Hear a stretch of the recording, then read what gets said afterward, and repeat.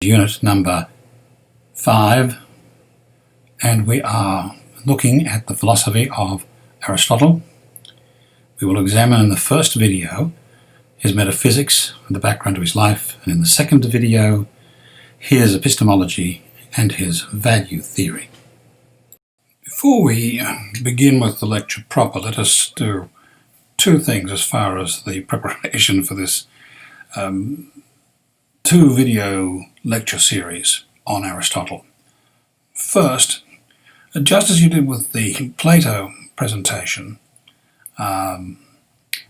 please download the worksheet and have it ready to follow along with the videos as you go through them, and fill them out as you go to keep track of things that way.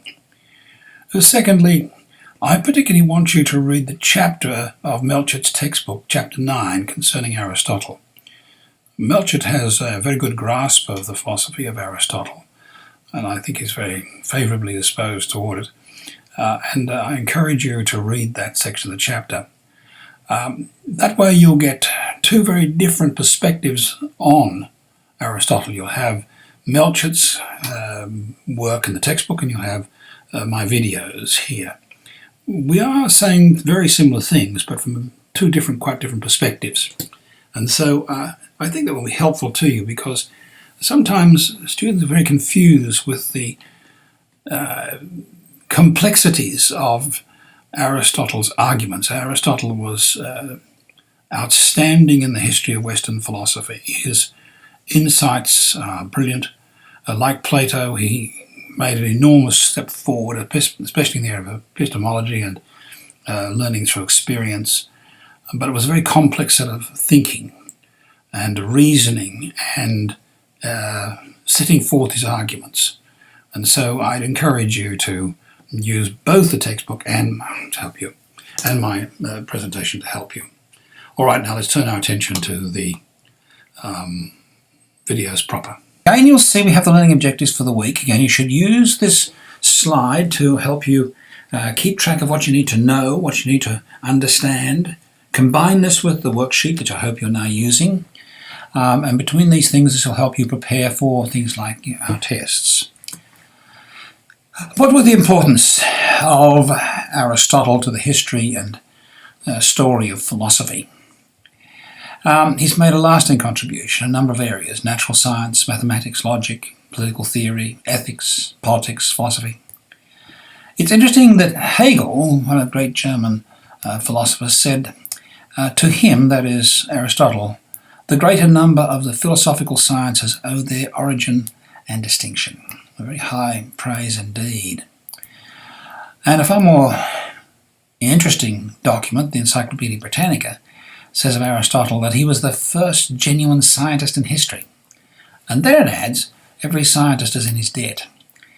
So we begin to see that, like Plato, Aristotle is one of those giants in the history of philosophy and Western thought. And it's very worthwhile you coming to know and understand him. What was he trying to do? Well, like Plato, he's wanting to explain change and non-change and one and many and these other issues, these big questions. But there's an important difference here, and that is that there was a fundamental difference between Plato and Aristotle. And so there's a sense in which he's going to have to try and establish his own philosophy and justify and give arguments for the validity of his arguments and position. He also was a teacher and a writer. It's said that he had 2,000 slaves working for him when he eventually established the Lyceum in Athens, under the sponsorship of Aristotle, of Alexander the Great. Really quite significant work there. At the same time, he doesn't wish to he may want to disagree with his teacher, but he doesn't want to distract from the great work of Plato. And of course, he has to develop his own answers to the big questions. I've left these questions for you to look at. You can go through them, and you'll see we'll address them as we go through the various sections. Let's talk for a moment about the man Aristotle. You can see from the timeline before you that he was very much the student for Plato for 20 years. We've talked about that before. During that 20 years, he was a tutor. You can see that his lifespan, particularly his productive lifespan, where he wrote and produced, was that period after the death of Plato, when he was under the patronage of the monarchs of Macedonia, including Alexander the Great. But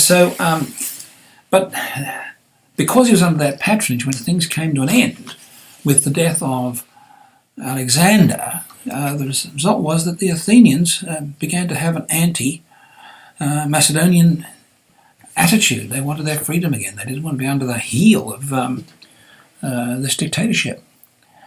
Indeed, Aristotle found himself in the same position Socrates found himself, being charged with crimes against the state, namely that he did not believe in the gods of the city and that he was polluting the morals of the young. And so he fled Athens a year before he died, making this statement that's attributed to him: "I'll not allow the Athenians to sin against philosophy twice." Well, you can look at that for yourselves now. That's a brief look at his life. He is different from Plato, not only in terms of his philosophy, but also in terms of his own life. Plato was a bachelor, as far as we can tell. Aristotle was a family man. He had a son, Nicomachus, that we know about, and he came from not an aristocratic family like Plato, but he came from an influential family, influential in the court of the kings of Macedonia.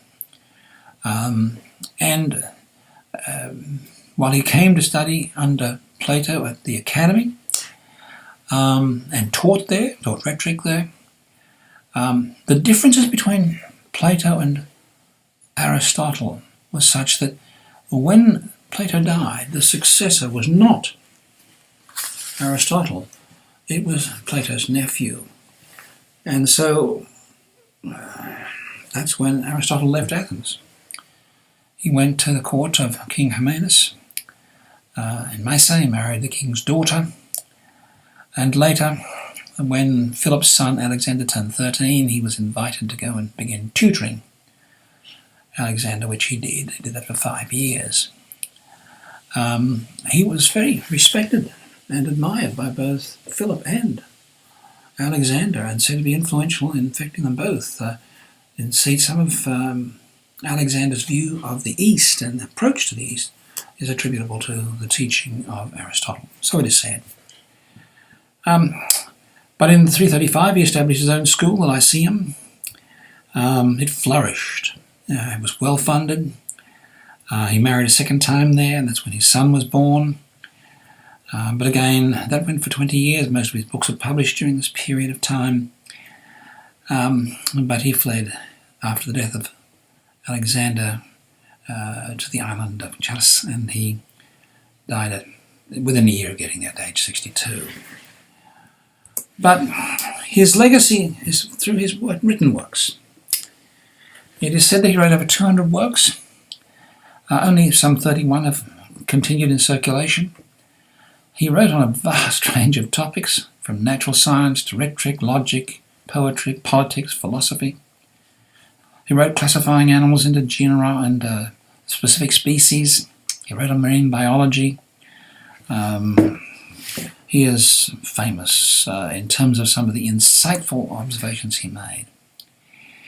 But the heart of the issue for us as we begin to look at the philosophy of Aristotle, we see that there is a fundamental difference between Plato on the one hand and Aristotle on the other.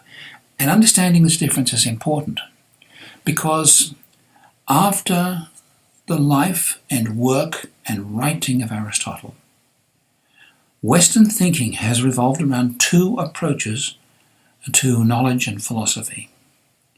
The approach of Plato on the one hand and the approach of Aristotle on the other. Plato and Aristotle. The concept of reason alone and the concept of experiential knowledge alone. And it's worth pausing for a moment to contrast these two positions. I've given you some information on the slide. Plato used reason reflectively. He sat, thought, and began trying to formulate the big picture, and out of the big picture he understood where individual things fitted in. He went from the one to the many, from the universal to the particular. In other words, he considered that when he conceived a concept, it's that concept that gave shape and meaning to language, reality, and meaning. Aristotle, on the other hand, he didn't reason reflectively, he reasoned analytically. He reasoned from the particular, and by a reasoning process of induction, he developed a concept of the universal, the big picture. He went from the many to the one. He conceived that language was the key to unlocking the content of concepts and meaning and reality. Language was key. Two very different approaches to philosophy, worthy of understanding both. Now let's recall, before we go on, that Plato and Aristotle were involved in a debate. But it was not a debate like we're accustomed to today, where you gather the evidence and you research the evidence and you argue about who's got the more powerful evidence and the data to support their arguments. Their debate was a critique of each other's reasoning or justifications for their positions. It was a discussion about reasons. Very different from the way we would approach things today. And so all of Aristotle's objections to Plato's ideas, for example, innate ideas, are critiques of Plato's justification. And remember that Plato's justification for his innate ideas was based upon the use of mathematical concepts and on the falsification arguments or principles displayed in the slave boy's discussion of the square. And so we can summarise Aristotle's difficulties with Plato with the following: the famous third man critique. And we'll look at that in a moment in the next slide. But Plato had other problems. He doesn't consider that Plato has appropriately explained the dualist problem. Plato believes that a human being is a body and a soul. The reality is made up of the world of forms and the world of objects. And he said, you can't really properly explain the relationship between the two. Now, by the way, this is a difficulty that all dualists have. Many people in the West, perhaps some of you, I certainly do, I'm a dualist. And one of the challenges for us is to explain how these two things fit together, body and soul. How is it that we are these two realities? And it's a challenging problem. Now, Aristotle's going to come up with his own explanation of that later on. But he wasn't satisfied with Plato's explanation. And secondly, he viewed the fact that Plato didn't explain how particular objects actually come into existence. He was very unimpressed with the concept of the gods existing in the world of forms, taking forms and throwing us back into the world and we're born. He was not impressed with that argument. Nor does he consider Plato's explanation of an eternally unchanging form accounting for ever-changing particulars. Now, you can read those arguments there. And not what all you do is they're there. But it's worth taking a moment on the third man argument. Excuse me. Now, Melchett gave you a discussion of this argument because he recognises that obviously Plato discusses the same critique of his own position, because it's clear that Plato and Aristotle had been discussing it, so Plato discusses the third man argument. He does it in excuse me, in terms of greatness. Aristotle, on the other hand, puts forth in terms of humanness. Well, I'm going to spend a moment or two using my funny diagram to try and help you get a picture of it. I'm going to oversimplify it, but hopefully with you. You have here in the centre of our arm, we have the form Aristotle. And from this form is derived Aristotle. I'm going to have fun with this because I'm going to have Aristotle's twin brother that comes from the form. So here we have Aristoteleness, we have Aristotle and Aristotle's twin. But in this world of objects, the world of change, we have two objects that obviously are alike, but there are going to be ways in which they're not alike. And once we list a lot of these alikes and not alikes, what we'll come up with is this third object up here, this third form, not object, not form, which is a summation of these two.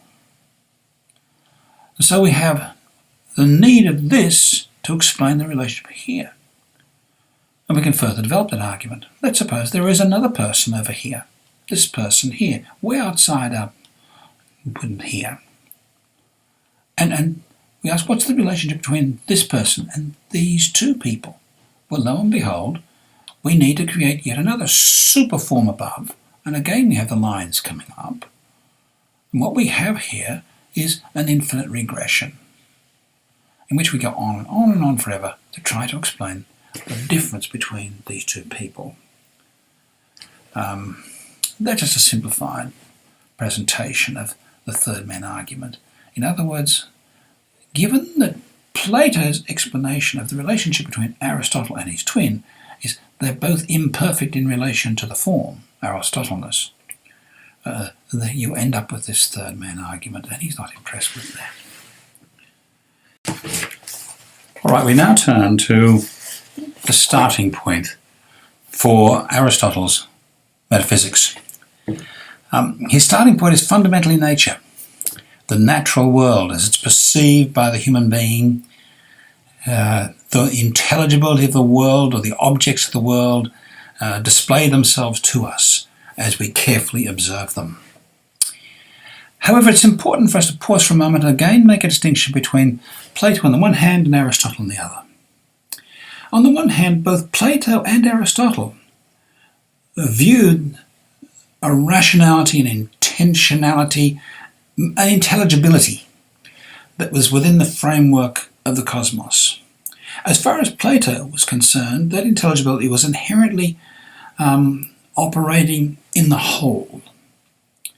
Whereas with Aristotle, that intelligibleness is perceived within all the objects in the world. Every object has within it a principle of intelligibility. And on that basis, he's going to develop a view of understanding change. But before we get there, let's pause for a moment and note a distinction. Nature was to be understood in two ways as far as Aristotle was concerned. Firstly, there were nature facts and there were artifacts. Nature facts like trees and shrubs, all the things of nature that are non-man-made. They come about because of nature. And he said these have the principle of intelligibility within them. And what's important about that distinction is that every one of those things has within it an intelligibility which gives them movement and rest and direction. Take a plant, for example. The seed has within it an intelligibility which is going to drive it to produce a shoot out of the ground, then produce a shrub, and then produce a tree, and so on. Whereas artifacts are things that are created by human beings. And these have intelligibility imposed upon them. They're made and they have movement by being acted upon. If I have a tree, have a statue, I push it over. It moves because I move it. It has intelligibility imposed upon it. I create something. By creating it, it displays an intelligence that I've imposed upon it. It's an important distinction for him, because that's what is going to make his explanation of change without using Plato's forms. And he's going to say, first and foremost, that all natural things, all natural objects are made up of two things, form and matter. And that includes nature facts and artifacts. And he's going to use a principle of first principles. So I'm going to talk about that more when we come to his epistemology, but just right now, these are the simple ideas that we have so clear, we have sure of them, They're the most certain things we can see. They're the simplest ideas, these first principles. And these relate to his four causes. There is the material cause, the formal cause, and the efficient cause, and lastly the final cause. Now, material cause. It's the stuff out of which something's made or created. And it is just filled with potentiality. You think of a stone, for example, or a tree. There it is sitting there, and it's got all kinds of potential. But then the formal cause comes together with it, and it becomes the expression of what the object actually is. It is actualized by the form. And then you have the efficient cause, which is the proximate cause, the proximate mover cause, that creates the actuality. You can see in the diagram here, you have the efficient cause being the sculptor, the material being the rock, just filled with potentiality. The formal cause, what's in the man's mind, and the final cause, well, it's going to be a statue that's used in some great building in Athens. The final cause is the end for which it exists. And every object, artifact or natural fact, goes through this process of material cause, formal cause, efficient cause, and final cause. And in this way, he is explaining that change comes about because of what's in it or what's done to it. And he has to explain that. But this leaves us with a distinction between Plato and Aristotle, which we need to grasp. For Plato, forms existed in the eternal, unchangeable world of being. For Aristotle, forms exist within inside the thing itself. So you see these two things here, these two little diagrams. Plato's form of the apple exists up in the world of ideas. The form of appleness is inside the thing itself as far as Aristotle is concerned. But this raises the question, could change be purposeful? Remember, like Plato, he sees intelligibility and rationality driving the world. There's this thing that's there, what the pre-Socratics would call logos. Well, things contain within them the principles of intelligibility, and so the basic answer is yes, everything is inherently purposeful, all change is purposeful. This is what takes us back to that word telos, or goal, purpose. Intelligia, I mean, pardon. Recall the relation between material cause and formal cause is one of a movement from potentiality to actuality. And so the little diagram which Melchett has at page 197, I've used it, it's been used elsewhere as well. You see on the one hand you have a primary substance, and it's acted upon by form and produces an object. And that displays both potentiality and actuality. And hence, the bottom line here is that all nature moves from potentiality to actuality, which then in turn becomes a new potentiality. It's an ongoing changing process. Well, that brings us to a rather surprising conclusion. Perhaps I've best thought about first in terms of a question. What is matter without form? Now, Aristotle would answer that it's purely, potentially, something.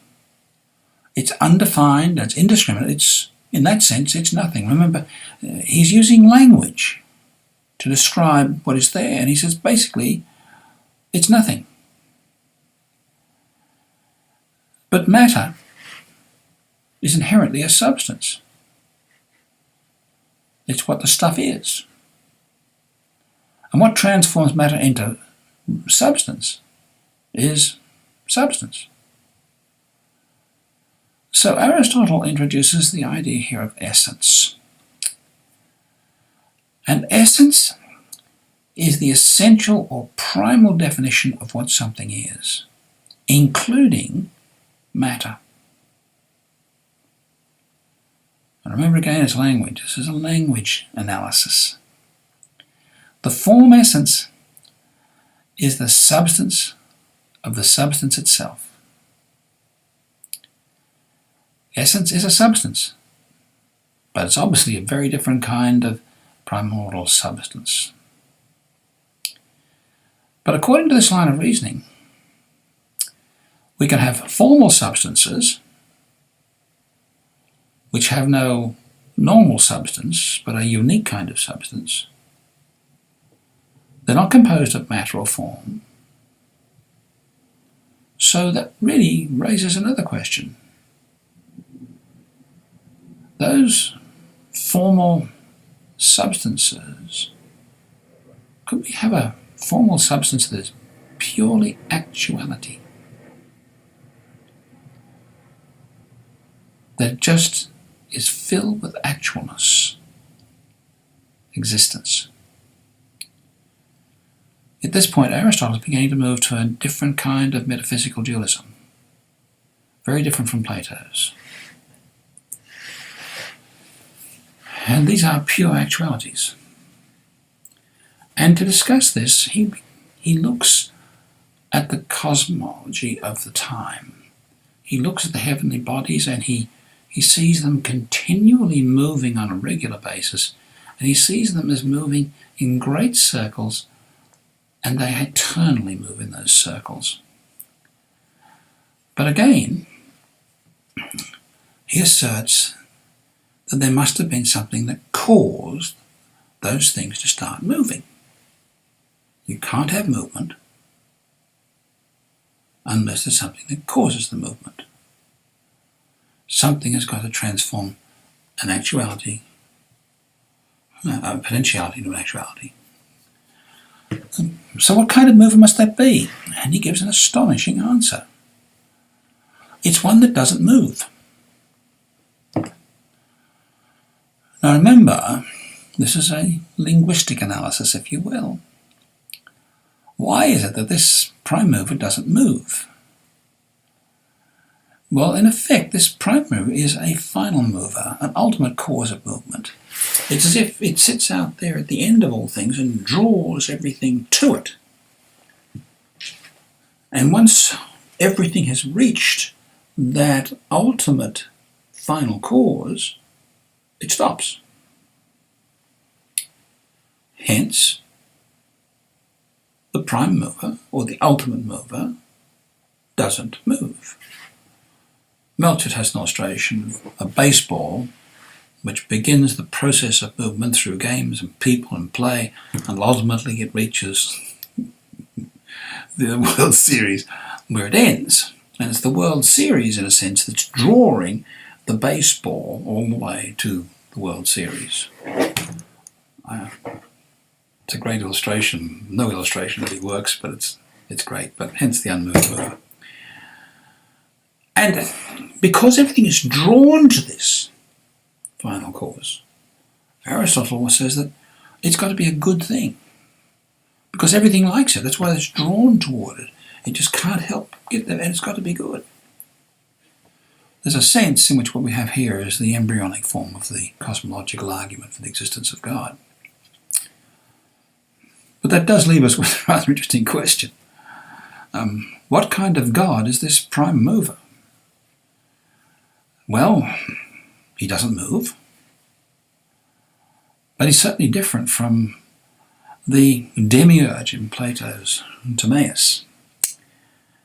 But he's also very different from, say, the Christian God, or the Muslim God, or the Jewish God, because those gods, or that God, is inherently a person, and it has relationships, and is certainly active, whereas the prime mover is not active. He does nothing other than think.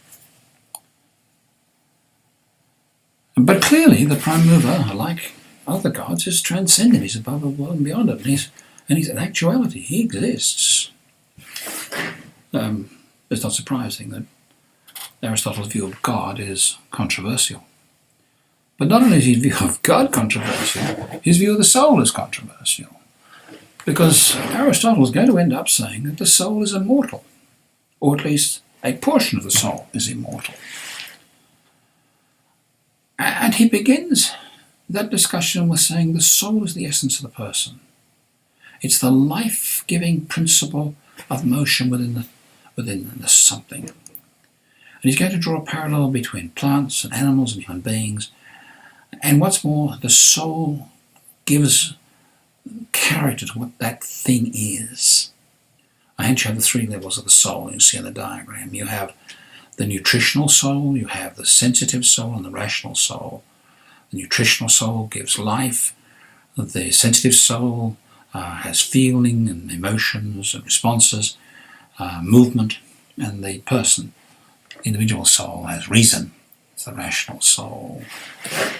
And with that in mind, he's going to discuss the relationship between the body and the soul. And again, he says that the soul is the form of the natural body, the form of the natural body that potentially possesses life. Back to potentiality and actuality again. And a human being involves a body and a soul. But when it comes to the soul, this nous, mind, he says the mind has two parts. It's the passive mind and the active mind.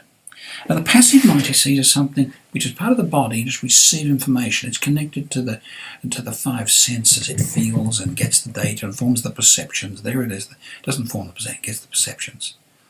But it's the active mind which takes those perceptions and does something with them. It's an actuality.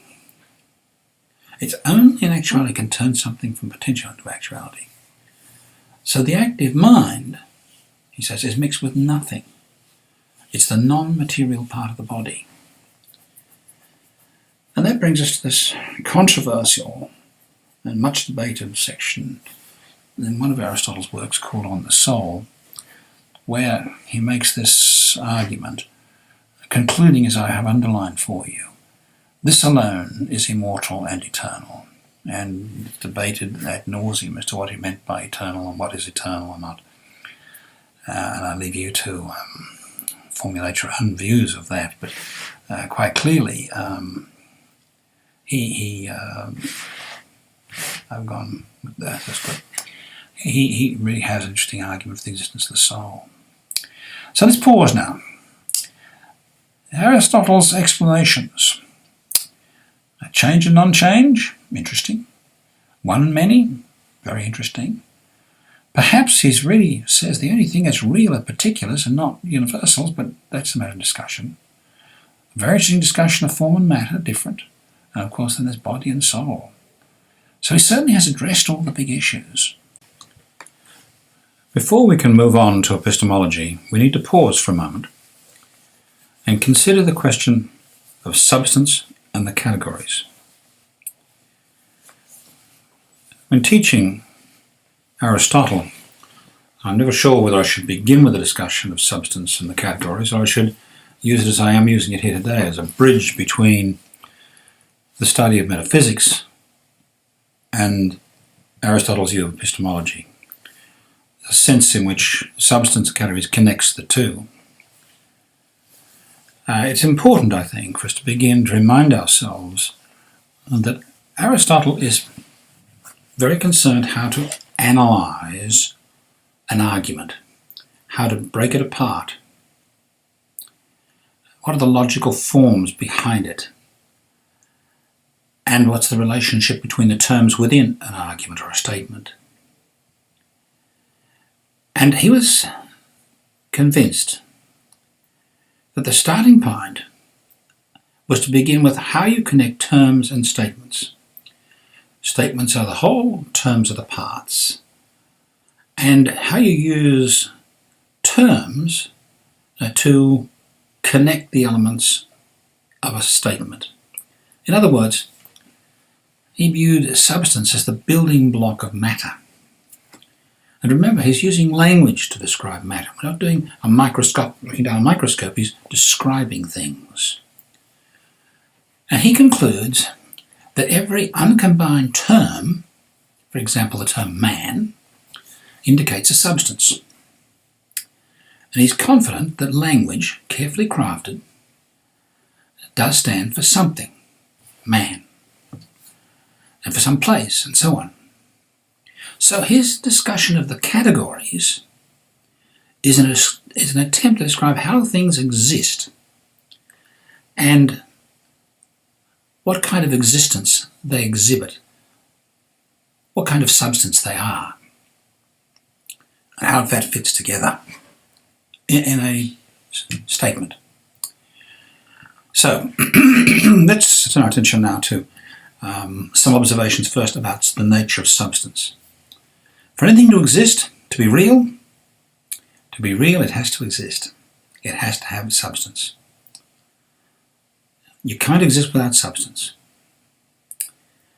Whatever substance a substance is, depends on the substance for its existence. This seems to be double talk, but it's important to understand that substance is the basic building block. Thus, any substance is what something is in its most primary and fundamental sense. What makes a given substance a substance? Its form is his answer. Now, let's look at some of the illustrations he gives. The first four are most important. The first is substance, the second is quality, the third is quality, the fourth is relationship. Substance, quantity, quality, relationship. Now, all the terms are able to be built into an argument. Substance, quality, these are terms. But they can't be used on their own to describe reality. For example, take man. If I walked up to you and said, man, you'd go, yes. Quite clearly, it has to be combined with some other terms to form a statement, to be able to describe. So let's build on the building blocks that he's given us. Substance, man. Quantity, 6 feet tall.